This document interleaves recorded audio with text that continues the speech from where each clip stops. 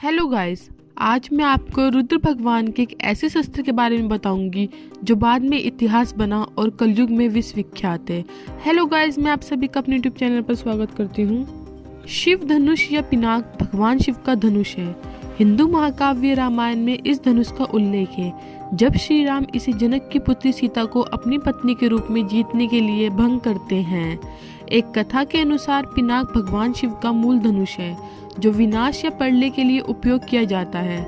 मूल वाल्मीकि रामायण के अनुसार भगवान देवेंद्र द्वारा समान क्षमता के दो धनुष बनाए गए थे जो उन्होंने रुद्र भगवान शिव और भगवान विष्णु को दे दिए और उनसे यह अनुरोध किया कि दोनों आपस में युद्ध करें जिससे ज्ञात हो सके कि उनमें से शक्तिशाली कौन है। लेकिन युद्ध की शुरुआत से ठीक पहले आकाशवाणी हुई कि यह युद्ध विनाश का कारण बन जाएगा, इसलिए यह युद्ध रोक दिया गया था। आकाशवाणी होने पर रुद्र ने धनुष फेंक दिया जो पृथ्वी पर गिर गया, जिसे बाद में शिव धनुष कहा गया।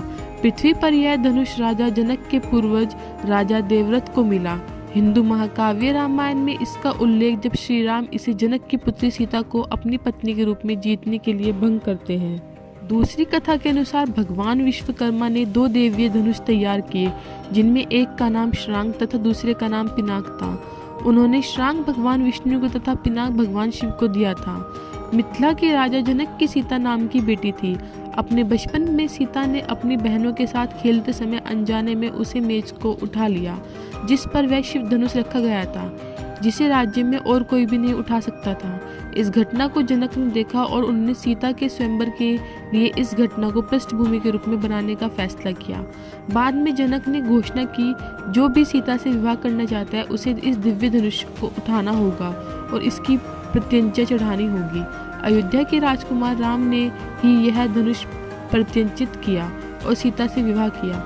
विवाह के बाद जब उनके पिता दशरथ राम के साथ अयोध्या लौट रहे थे, परशुराम ने उनके मार्ग को रोका और अपने गुरु शिव को धनुष तोड़ने के लिए राम को चुनौती दी। राम ने धनुष को भंग कर दिया। इस पर दशरथ ने ऋषि परशुराम से उसे क्षमा करने के लिए प्रार्थना की, लेकिन परशुराम और भी क्रोधित हुए और उन्होंने विष्णु को धनुष शारंग को लिया और राम से धनुष को बांधने और उसके साथ एक द्वंद्व युद्ध लड़ने के लिए कहा। राम ने विष्णु के धनुष शारंग को लिया, इसे बांधा, इसमें एक बाण लगाया और इस बाण को परशुराम की ओर इंगित किया। तब राम ने परशुराम से पूछा कि वह तीर का लक्ष्य क्या देंगे। इस पर परशुराम स्वयं को अपनी रहस्य ऊर्जा से रहित मानते हैं। वह महसूस करते हैं कि राम विष्णु का ही अवतार है।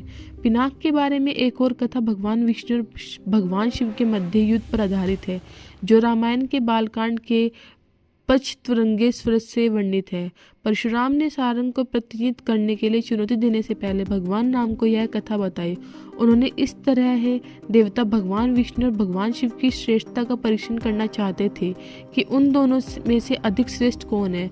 तब उन्होंने भगवान ब्रह्मा से उनके बीच मतभेद पैदा करने के लिए कहा। युद्ध में भगवान विष्णु ने भगवान शिव और देवताओं को पराजित किया। भगवान शिव का धनुष पिनाक बेकार हो गया और भगवान विष्णु का धनुष शारंग प्रबल हो गया। यह धनुष पिनाक बाद में भगवान राम द्वारा तोड़ा गया था।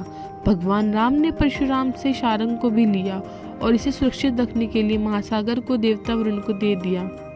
यद्यपि पुराणों से संदर्भ अभी भी सम्मिलित किया जाना बाकी है, लेकिन पिनाक का संबंध महर्षि दधीचि के जीवन के साथ है, जिन्होंने वृत्रासुर को पराजित करने में देवताओं की सहायता की और बाद में अनुरोध करने पर उन्होंने अपने जीवन का अंत कर अपनी हड्डियों से वृक्ष का निर्माण किया और जिसे इंद्र ने दानव वृत्रासुर को मारने के लिए प्रयोग किया था।